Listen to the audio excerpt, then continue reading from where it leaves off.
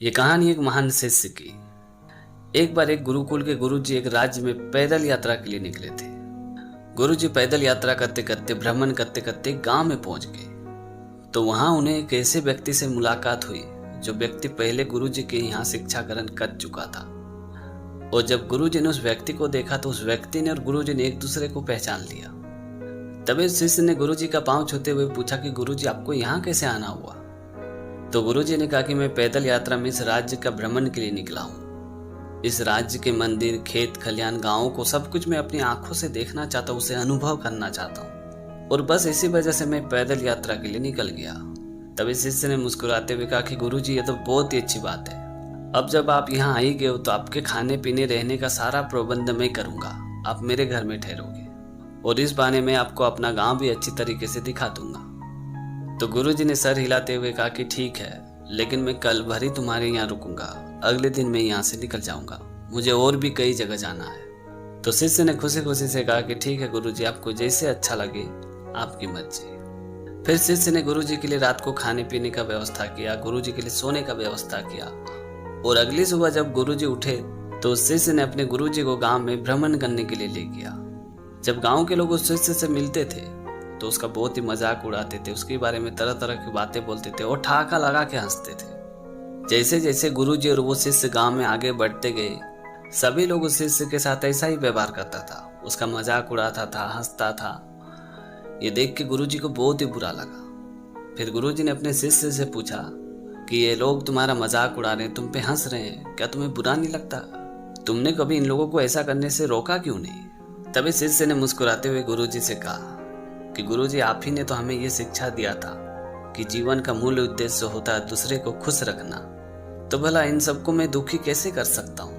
पूरे गांव के लोग मेरा मजाक बनाते हैं और बहुत ही खुश होते हैं। उस वक्त मैं यही सोचता हूँ कि चलो मेरी वजह से तो सभी लोग हंसते हैं, खुश तो होते हैं, और यही बात मुझे बहुत ही अच्छी लगती है। बस इसी वजह से उन लोगों को मेरा मजाक बनाने से कभी नहीं रोक पाया। मैं चाहता तो उन लोगों को अपना मजाक बनाने से रोक सकता था। अगर मैं ऐसा करता तो आज जो सभी लोग खुश थे, वो खुशी इन लोगों के चेहरे में शायद कभी नहीं होती। ये बात सुनते गुरुजी ने अपने शिष्य का पीठ पे हाथ थपथपाते हुए कहा कि मान गए तुम्हें, वाकई में तुम बहुत ही महान हो। तो दोस्तों, छोटी सी कहानी में ये सिखाती कि असली खुशी वो होती है जो आपके साथ साथ औरों को खुश करे। आपकी खुशी किसी के दुख का कारण बनती है तो आपको अधूरी खुशी मिलती है, लेकिन वो दूसरों के लिए पूरी तरह से पीड़ा है, कष्ट है। अब आप ही बताइए, किसी को पीड़ित देखकर, कष्ट देखकर वास्तव में कैसे खुश रहा जा सकता है? इसलिए सच तो यही है कि असली खुशी सबकी खुशी में होता है। कितनी सही बात है ना कि मदद से बड़ा कोई इंश्योरेंस नहीं होता। आप जितना ज़्यादा मदद इन्वेस्टमेंट करते हैं, उससे कई गुना ज़्यादा हमें वापस मिलती है। आइए इसे एक कहानी के तौर पे समझते हैं। एक राजा को शेर पालने का बहुत ही शौक था। वो जंगल में जाते थे और खूंखार शेरों को पकड़ के लाते थे। फिर वो राजा उन शेरों को अपने यहाँ पिंजरे में बंद करके रखते थे, उसे पालते थे। और एक दिन सेनापति जी राजा के पास आए और घबराते हुए कहा कि महाराज, एक कैदी हमारे कैद से फरार होकर जंगल की ओर भाग गया है। तभी राजा ने मंत्री जी से कहा कि इसमें सोचने वाली क्या बात है, आप अपने सैनिकों को जंगल में जाके उस कैदी को ढूंढ के लाइए। वो कैदी मुझे किसी भी हाल में, किसी भी सूरत में वापस चाहिए। राजा की ये बात सुनते मंत्री जी ने कुछ सैनिकों को उस कैदी को ढूंढने के लिए जंगल में भेज दिया। उन सैनिकों ने जंगल का चप्पा चप्पा छान मारा, पर वो कैदी उन्हें कहीं नहीं मिला, जिस वजह से सभी सैनिक निराश और खाली हाथ होकर राजा के पास आए। तभी राजा ने उन सैनिकों से कहा कि अगर वो कैदी हमें नहीं मिलेगा तो पड़ोसी राज्य वाले हम पे हंसेंगे, ये सोच के कि हमारे कारावास से एक कैदी फरार हो गया। चाहे तुम लोगों को कितना भी वक्त लग जाए, पर वो कैदी मुझे वापस चाहिए। राजा की ये आदेश सुनते सभी सैनिक राज्य के अलग अलग हिस्से में उस कैदी को ढूंढने लगे। और एक दिन राजा जब अपने कक्ष में विश्राम कर रहे थे, तभी सेनापति जी और राजा से बोले कि महाराज, वो कैदी जो हमारे कैद से फरार हो गया था, वो हमें वापस मिल गया है। तभी राजा ने गुस्सा करते हुए सेनापति जी से कहा कि उस कैदी को फौरन हमारे दरबार में पेश करो। जब उस कैदी को राजा के सामने पेश किया गया तो राजा ने सेनापति जी से कहा कि कल हमने जो शेर को पकड़ के जंगल से लाया है, उस शेर के सामने इस कैदी को जिंदा छोड़ दो, यही इसकी सजा है। राजा की ये बात सुनते सेनापति जी ने उस कैदी को शेर के सामने जिंदा छोड़ दिया। उस कैदी को देख के शेर गुर्राता हुआ उसके पास तो आया, पर उसे कुछ किया नहीं, बल्कि उसके शरीर को प्यार से चाट रहा था, जैसे उनकी बरसों से पहचान हो। ये देख के राजा को बहुत ही आश्चर्य हुआ। तो राजा ने उस कैदी से पूछा कि इस शेर ने तुमको खाया क्यों नहीं, आखिर तुमने इस शेर के साथ क्या किया।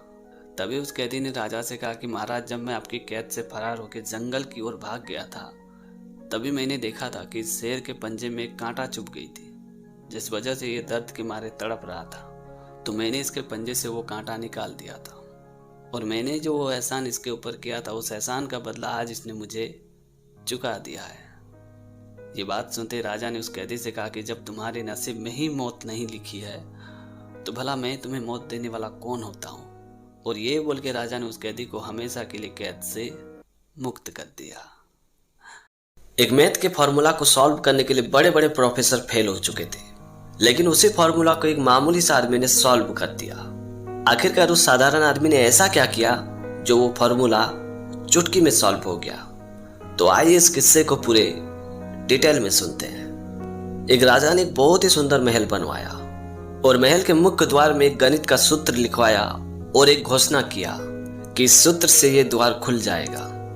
साथ ही उन्होंने ये घोषणा किया कि इस सूत्र को जो सॉल्व करके इस द्वार को खोलेगा, उसे मैं अपने राज्य का उत्तराधिकारी बनाऊंगा। राजा की यह घोषणा पूरे राज्य में आग की तरफ फैल गई और उस सूत्र को सॉल्व करने के लिए मैथ के बड़े बड़े प्रोफेसर आए और उस सूत्र को देख के वो सभी वापस चले गए। किसी को कुछ समझ में ही नहीं आता कि आखिर ये सूत्र सॉल्व कैसे होगा।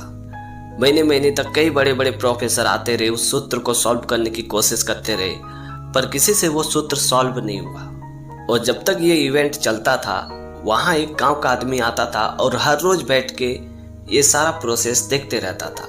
बस इस इवेंट का आखिरी दिन था। सभी प्रोफेसर पूरी तरह से हार मान चुके थे, किसी ने उस सूत्र को सॉल्व नहीं कर पाया। तभी वहां बैठा व्यक्ति उठा जो हर रोज इस इवेंट को देखते आ रहा था। वो उठ के महल के दरवाजे को धक्का लगाता है तो वो महल का दरवाजा खुल जाता है।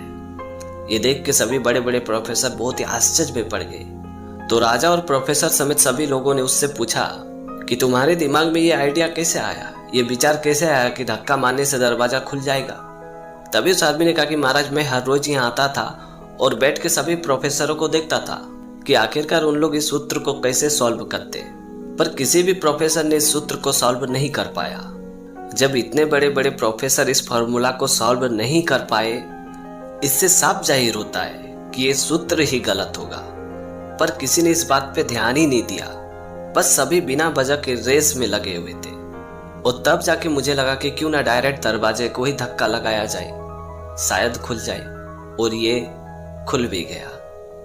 तो दोस्तों, छोटी सी कहानी हमें ये सिखाते कि हमारे भी जीवन में ऐसी कोई समस्या होती ही नहीं है, बस हम अपने विचारों से, अपने सोच से उसे बड़ा बना देते हैं। और ज्यादातर लोग उसी समस्या की कल्पनाओं में खोए रहते हैं और बिना वजह के दुखी रहते हैं।